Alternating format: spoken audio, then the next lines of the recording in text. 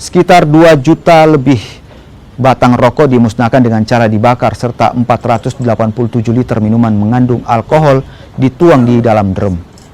Rokok tanpa cukai dan minuman keras ilegal ini diperkirakan merugikan negara hingga 800 miliar rupiah lebih.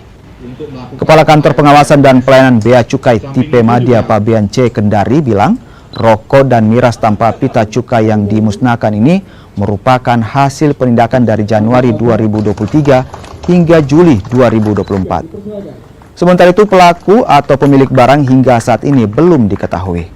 Pemusnahan terhadap 2 juta batang barang kena cukai hasil tembakau yang tidak dilekati pita cukai, dan ada 487 liter minuman mengandung etil alkohol yang juga tidak dilekati dengan pita cukai.